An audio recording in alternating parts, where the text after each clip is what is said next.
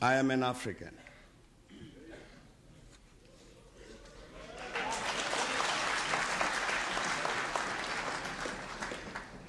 I owe my being to the hills and the valleys, the mountains and the glades, the rivers, the deserts, the trees, the flowers, the seas, and the ever-changing seasons that define the face of our native land.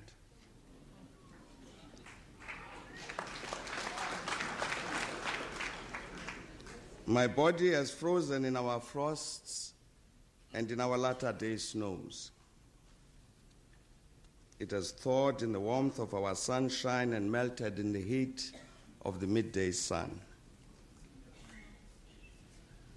The crack and the rumble of the summer thunders, lashed by startling lightning, have been a cause both of trembling and of hope. The fragrances of nature have been as pleasant to us as the sight of the wild blooms of the citizens of the veldt. The dramatic shapes of the dragon's back, the soil-colored waters of the Likwa, Iqeli, Notugela, and the sands of the Kalahari have all been panels of the set on the natural stage on which we act out the foolish deeds of the theater of the day. At times, and in fear, I have wondered whether I should concede equal citizenship of our country to the leopard and the lion, the elephant and the springbok, the hyena, the black mamba, and the pestilential mosquito. A human presence among all of these, a feature on the face of our native land just defined, I know that none dare challenge me when I say I am an African.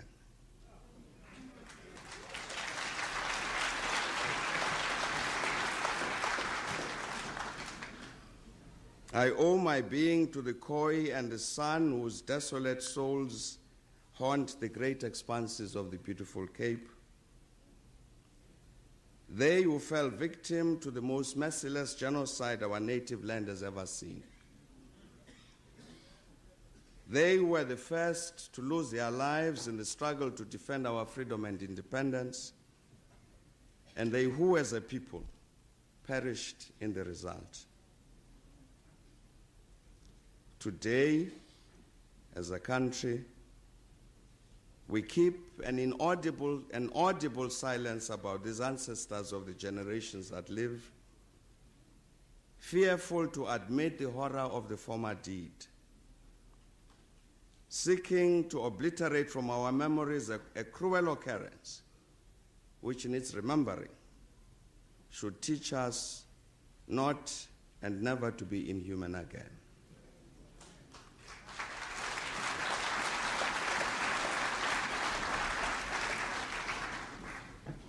I am formed of the migrants who left Europe to find a new home on our native land. Whatever their own actions, they remain still part of me. In my veins courses the blood of the Malay slaves who came from the East. Their proud dignity informs my bearing, their culture a part of my essence. The stripes they bore on their bodies from the lash of the slave master are a reminder embossed on my consciousness of what should not be done.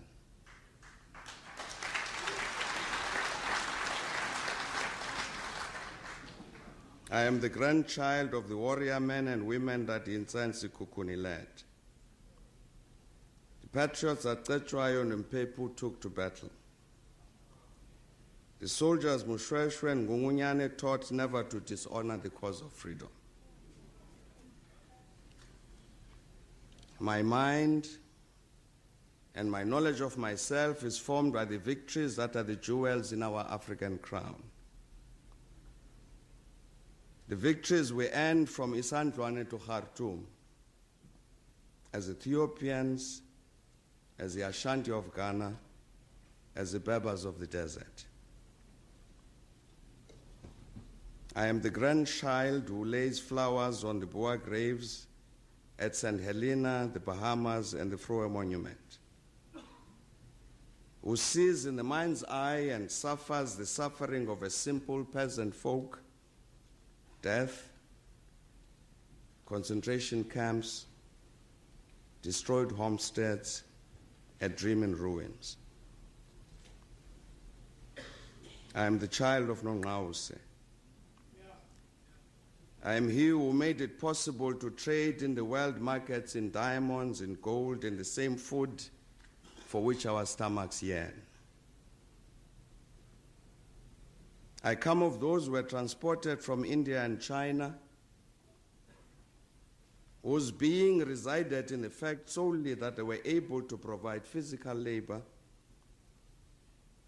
who taught me that we could both be at home and be foreign, who taught me that human existence itself demanded that freedom was a necessary condition for that human existence. Being part of all of these people,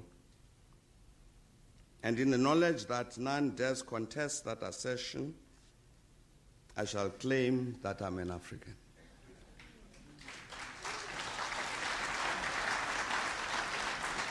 I have seen our country torn asunder as these, all of whom are my people, engage one another in a titanic battle.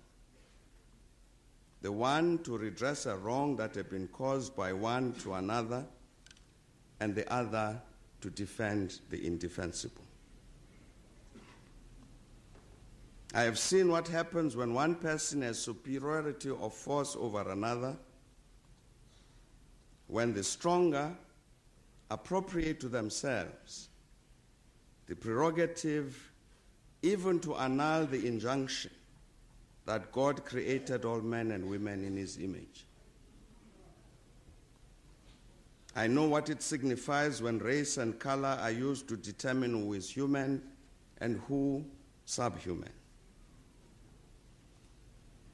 I have seen the destruction of all sense of self-esteem, the consequent striving to be what one is not, simply to acquire some of the benefit which those who had imposed themselves as masters had ensured that they enjoy. I have experience of the situation in which race and color is used to enrich some and impoverish the rest. I have seen the corruption of minds and souls as a result of the pursuit of an ignoble effort to perpetrate a veritable crime against humanity.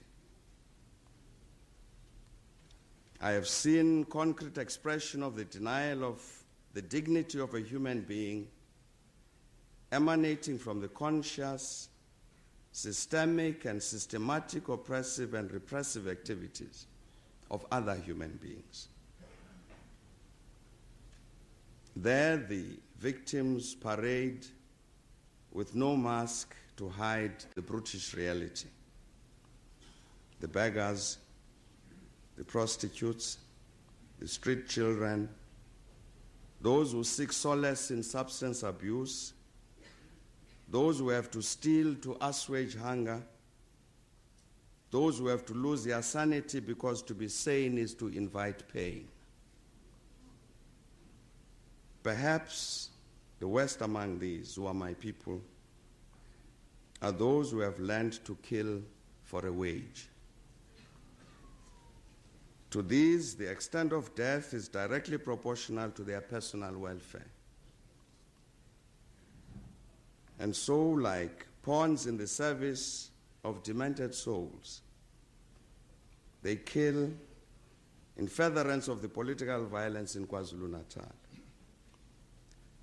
They murder the innocent in the taxi wars. They kill slowly or quickly in order to make profit from the illegal trade in narcotics. They are available for hire when husband wants to murder wife and wife husband. Among us prowl the products of our immoral and amoral past, killers who have no sense of the worth of human life, rapists who have absolute disdain for the women of our country, animals who would seek to benefit from the vulnerability of the children, the disabled and the old, the rapacious who brook no obstacle in their quest for self-enrichment. All this I know, and I know to be true because I'm an African. And because of that, I'm also able to state this fundamental truth that I'm born of a people who are heroes and heroines. I am born of a people who would not tolerate oppression.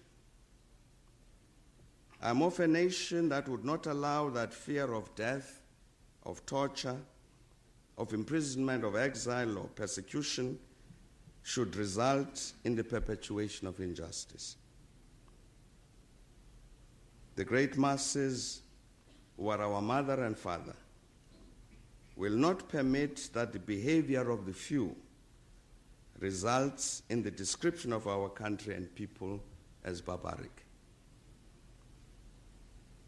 Patient because history is on their side.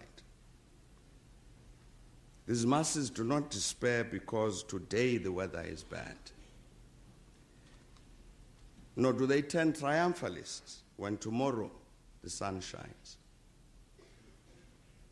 Whatever the circumstances they have lived through, and because of that experience, they are determined to define for themselves who they are and who they should be.